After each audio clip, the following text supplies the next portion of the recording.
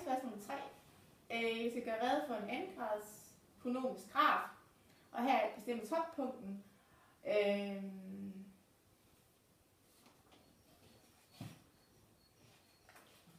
Skal vi gøre rede for grafen, eller hvad? Ja. Ja, okay.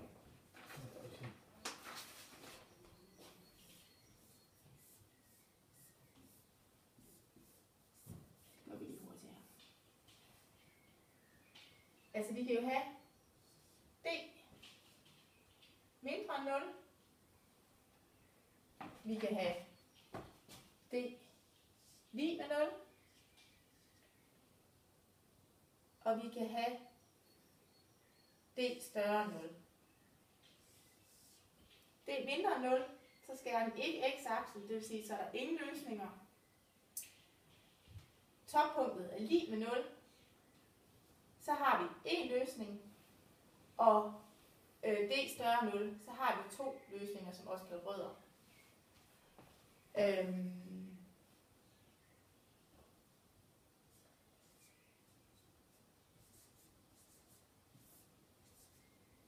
Vi kan se, at hvis nu,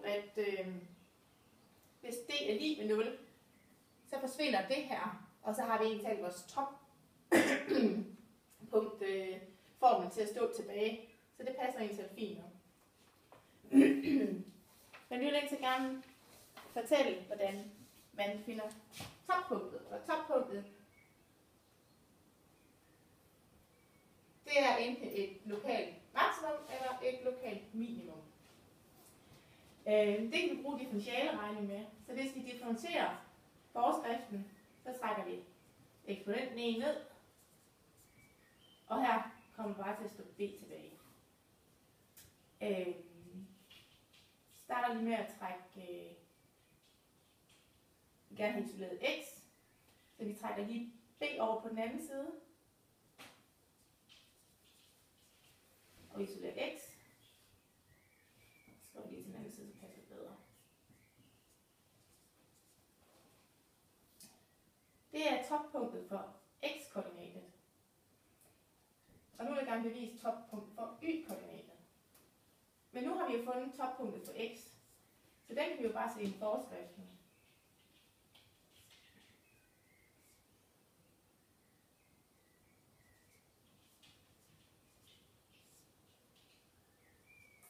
Så vi sætter et a gange minus b divideret med 2a i anden plus b minus b divideret med 2a plus c.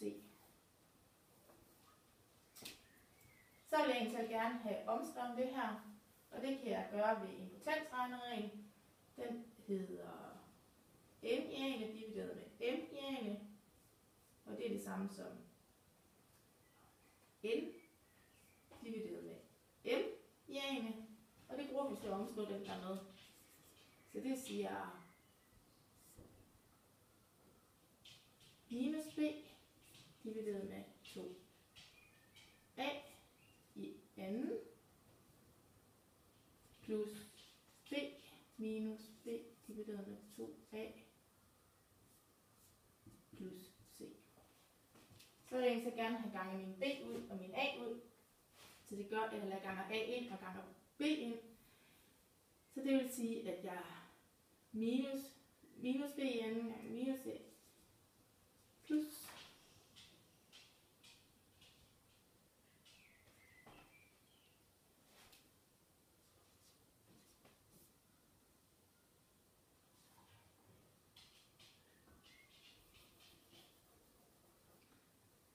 så tager jeg lige et ganger med de anden ud. Det skulle jeg egentlig have gjort heroppe.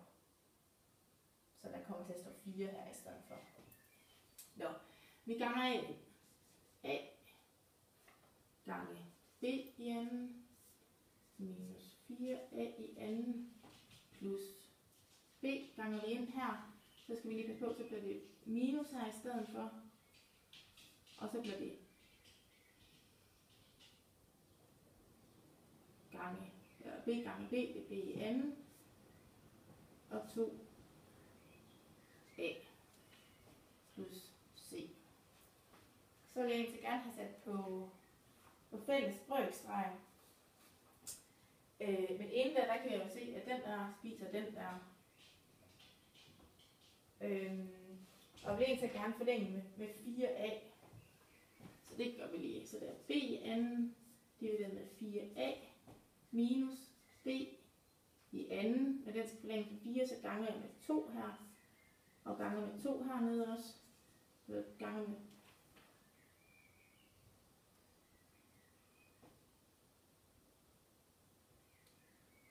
og så skal jeg have 4ac her, og så har jeg 4a hernede. Nu kan jeg sætte fælles brøkstreg, så det er b i anden minus 2b i anden plus 4ac divideret med 4a.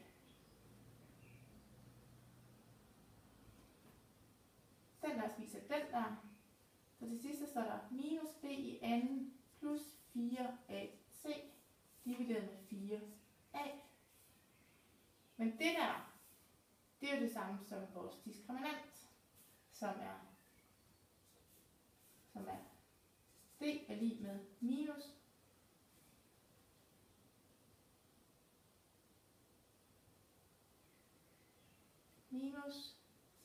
b i anden plus minus 4ac. Og ved at omskrive det, så kan jeg jo få til at skrive d herop. Så derfor så 4a. Jeg kan ikke finde ud af det.